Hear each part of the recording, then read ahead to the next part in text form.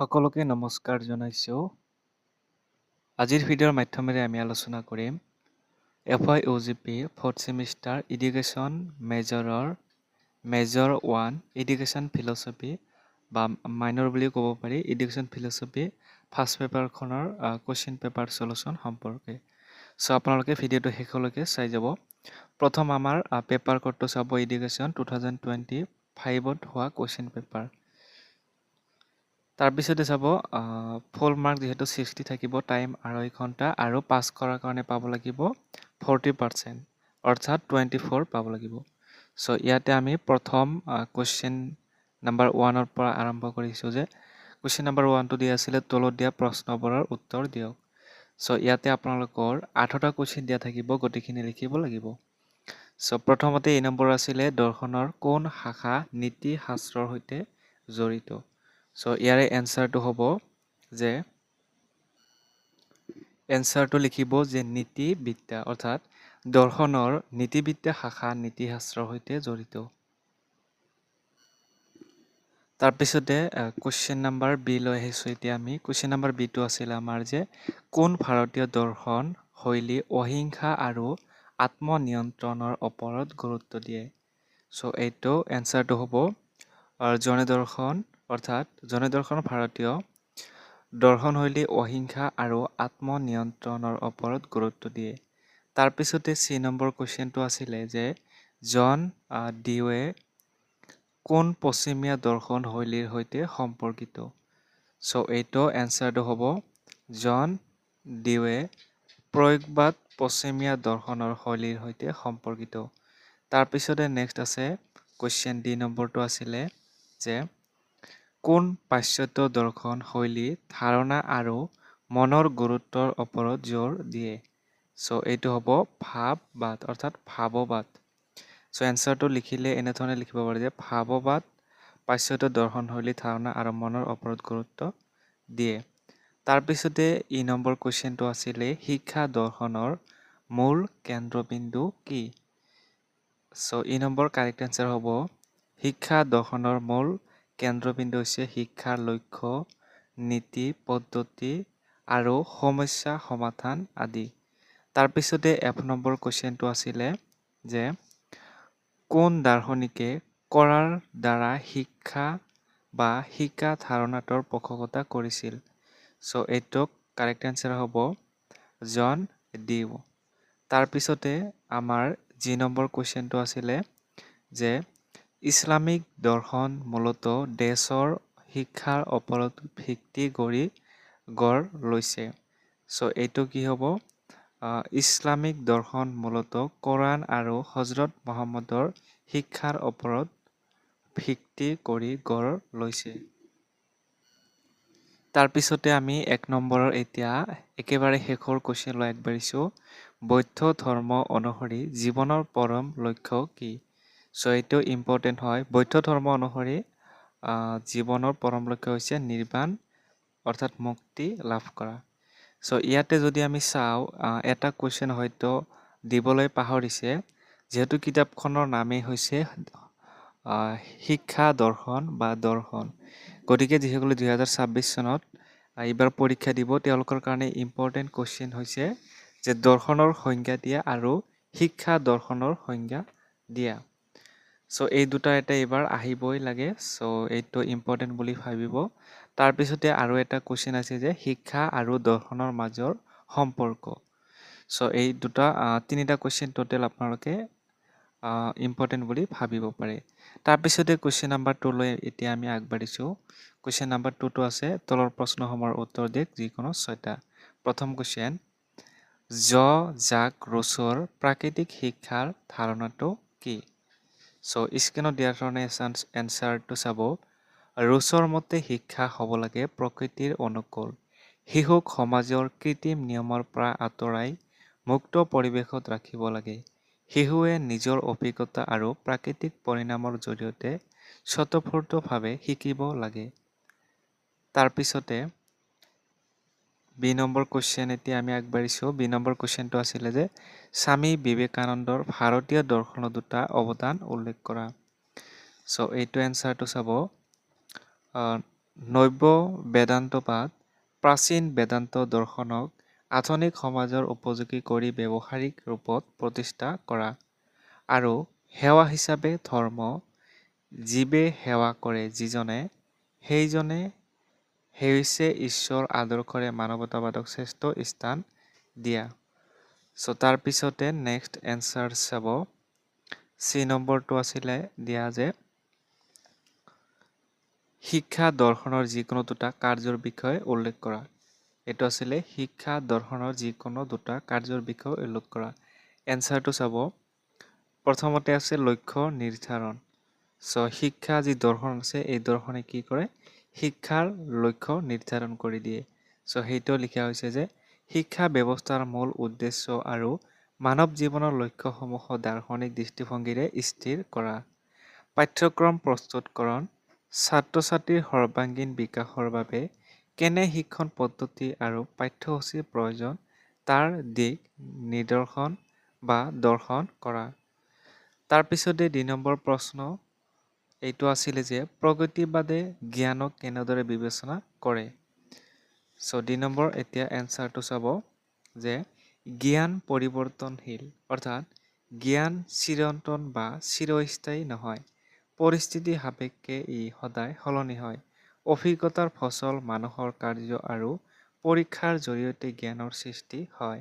ব্যৱহাৰিক উপযোগিতা দৈনন্দিন জীৱনৰ সমস্যা সমাধান কৰিব পৰা জ্ঞানহে সাৰ্থক।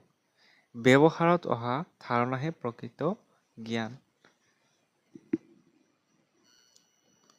চ' এতিয়া আমি কুৱেশ্যন নাম্বাৰ 2 লৈ আগবাঢ়িছোঁ। বৌদ্ধ দৰ্শনৰ মূল নীতিসমূহ কি কি? চ' ইয়াৰে এনচাৰটো চাব যে বৌদ্ধ দৰ্শনৰ মূল নীতিসমূহ 4 আৰ্য সত্য, দুখ আৰু ইয়াৰ নিৰ্বাণৰ মূল ভেটি, অষ্টাংগিক মাৰ্গ, সৎ আচৰণ আৰু মানসিক শৃংখলাৰ ব্যৱহাৰিক পথ, অনিত্যতা, জগতৰ সকলো বস্তুৱে ক্ৰমাগতভাৱে পৰিৱৰ্তনশীল। তাৰপিছতে এফ নম্বৰ কুৱেশ্যনটো চাব শিক্ষাত ইছলামিক দৰ্শনৰ মুখ্য কেন্দ্ৰবিন্দু কি? এনচাৰটো চাব শিক্ষাত ইছলামিক দৰ্শনৰ মুখ্য কেন্দ্ৰবিন্দু সামগ্ৰিক বিকাশ, আধ্যাত্মিক, নৈতিক আৰু বৌদ্ধিক দিশৰ সন্তুলিত বিকাশ, ঐশ্বৰিক জ্ঞান, আল্লাহক জ্ঞানৰ একমাত্ৰ চৰম উৎস হিচাপে মানি লোৱা। তাৰপিছতে আছে চৰিত্ৰ গঠন, নৈতিক মূল্যবোধ, সততা আৰু ধাৰ্মিকতাৰ প্ৰসাৰ ঘটোৱা। চ' এইখিনি আছিলে আপোনালোকৰ যিকোনো 6টা প্ৰশ্নৰ উত্তৰ। তাৰপিছতে বাকী যিবিলাক কুৱেশ্যন আছে যেনে আদৰ্শবাদৰ মূল ধাৰণাসমূহ কি কি, প্ৰগতিবাদ, অভিজ্ঞতাৰ ভূমিকা, এইবিলাক চাই ল'ব। তাৰপিছতে আছিলে 3 নম্বৰ, আমি 3 নম্বৰ প্ৰশ্নলৈ আগবাঢ়িছোঁ। 3 নম্বৰ প্ৰশ্নটো আছিলে যে তলৰ প্ৰশ্নবোৰৰ উত্তৰ দিয়ক যিকোনো 4টা বা 5 মাৰ্কৰ আছে, অলপ বহলাই লিখিব। এই নম্বৰ আছিলে দৰ্শনৰ প্ৰকৃতিৰ বিষয়ে আলোচনা কৰা। চ' ইয়াৰে এনচাৰটো চাব দৰ্শনৰ প্ৰকৃতিৰ বিষয়ে আলোচনা কৰা। প্ৰথমতে জ্ঞানৰ প্ৰতি অনুৰাগ। দৰ্শন শব্দৰ অৰ্থ হ'ল জ্ঞানৰ অন্বেষণ, সামগ্ৰিক দৃষ্টিভংগী। ই সমগ্ৰ বিশ্ব ব্ৰহ্মাণ্ডক একত্ৰিতভাৱে অধ্যয়ন কৰে। জৈতিক বিশ্লেষণ। ই অন্ধবিশ্বাসৰ পৰিৱৰ্তে যুক্তিৰ ওপৰত প্ৰতিষ্ঠিত। মৌলিক অনুসন্ধান। জীৱন আৰু জগতৰ চিৰন্তন সত্যৰ সন্ধান কৰে। গতিশীল প্ৰক্ৰিয়া। ই কোনো চিৰ চিন্তা নহয়, ই এক নিৰন্তৰ প্ৰক্ৰিয়া। তাৰপিছতে কুৱেশ্যন নম্বৰ B2 চাব দৰ্শন আৰু বিজ্ঞানৰ মাজৰ সম্পৰ্ক উপযুক্ত উদাহৰণৰ সৈতে ব্যাখ্যা কৰা। এইটো এটা ইম্পৰ্টেণ্ট কুৱেশ্যন, গতিকে এইটো চাব দৰ্শন আৰু বিজ্ঞানৰ মাজৰ সম্পৰ্ক পৰিপূৰক সম্পৰ্ক। বিজ্ঞান আৰু দৰ্শন দুয়ো সত্য সন্ধানৰ দুটা ভিন্ন পথ। বিজ্ঞানে তথ্য দিয়ে, বিজ্ঞানে পৰীক্ষা নিৰীক্ষাৰ দ্বাৰা প্ৰকৃতিৰ নিয়ম আৱিষ্কাৰ কৰে। দৰ্শনে মূল্যায়ন কৰে, বিজ্ঞান আৱিষ্কাৰ কৰা তথ্যৰ তাৎপৰ্য দৰ্শনে বিচাৰ কৰে। উদাহৰণ 1 জীৱবিজ্ঞান আৰু নীতিশাস্ত্ৰ বিজ্ঞানে ক্লিনিক প্ৰযুক্তি উদ্ভাৱন কৰে। চ' এইখিনি বাকী চাই ল'ব। তাৰপিছতে নেক্সট কুৱেশ্যন আছিলে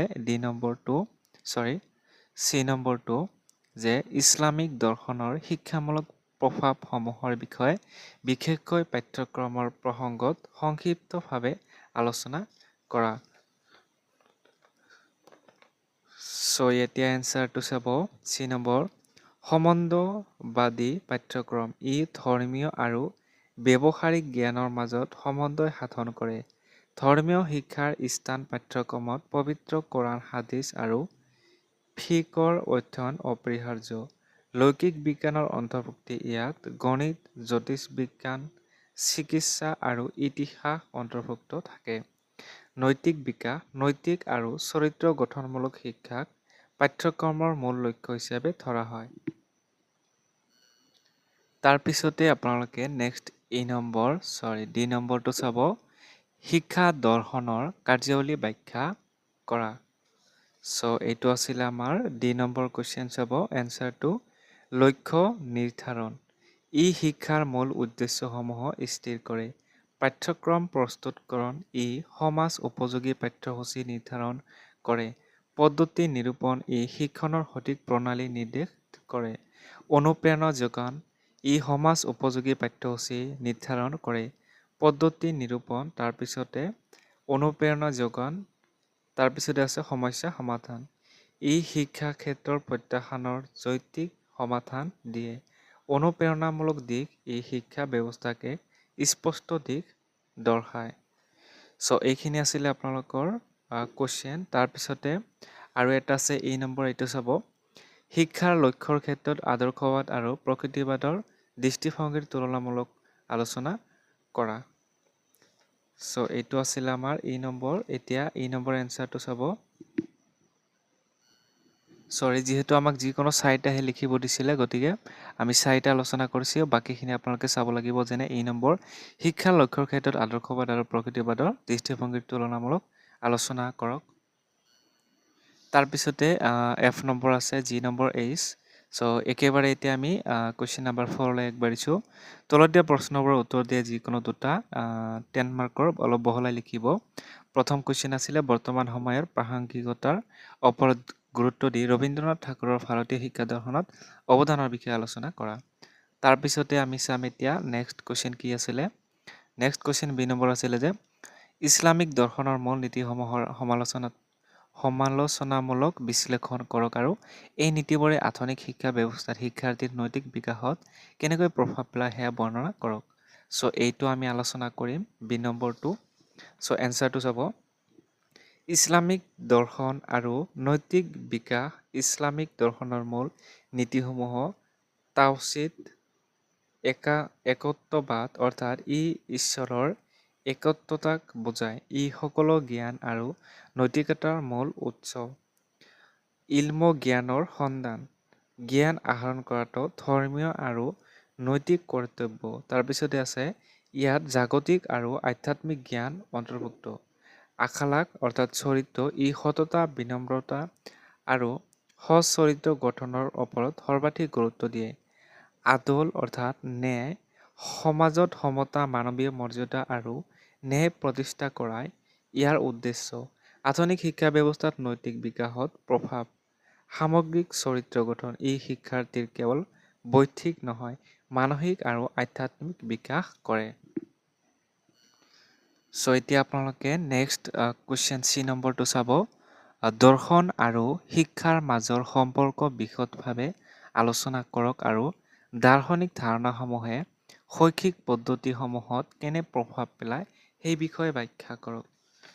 এইটো এটা ইম্পৰ্টেণ্ট শিক্ষা আৰু দৰ্শন আৰু শিক্ষাৰ মাজৰ সম্পৰ্ক, দৰ্শন আৰু শিক্ষা দৰ্শনৰ মাজৰ সম্পৰ্ক বা দৰ্শন আৰু বিজ্ঞানৰ মাজৰ সম্পৰ্কবিলাক সদায় আহি থকা দেখা যায়।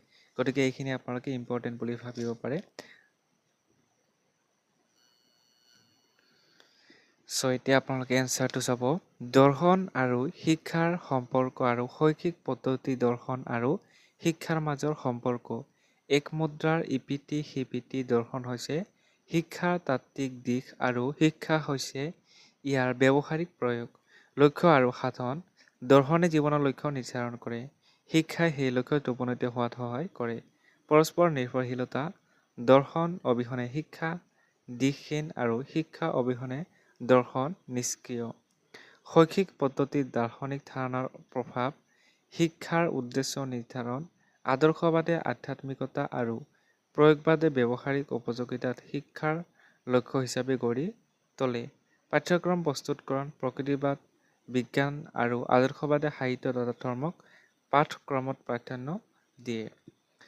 চ' এইখিনি আছিলে আপোনালোকৰ কুৱেশ্যন। আৰু ২ নম্বৰটো নিজে চাব যে এইটো বৈদিক দৰ্শনৰ নীতিসমূহে ভাৰতীয় প্ৰেক্ষাপটত শিক্ষাৰ উদ্দেশ্য পদ্ধতি আৰু পাঠ্যক্ৰমত কেনে প্ৰভাৱ পেলায়। নেক্সট শেষৰটো কুৱেশ্যন আছিলে এই নম্বৰটো চাব যে জন ডিউৰ শ্ৰেণী কোঠাত শিক্ষকৰ ভূমিকা সম্পৰ্কে দৃষ্টিভংগী বিশ্লেষণ কৰক। এই পৰম্পৰাগত শিক্ষা ব্যৱস্থাত শিক্ষকৰ ভূমিকাৰ পৰা কেনেকৈ পৃথক সেই বিষয়ে আলোচনা কৰা। চ' এইখিনি আছিলে আপোনালোকৰ কুৱেশ্যন আৰু ইয়াৰ সমাধান। গতিকে ভিডিঅ'টো ভাল লাগিলে শ্বেয়াৰ কৰিব, লাইক কৰিব আৰু আমাৰ চেনেলটো প্ৰথমবাৰৰ কাৰণে আহিলে ছাবস্ক্ৰাইব কৰি ল'ব।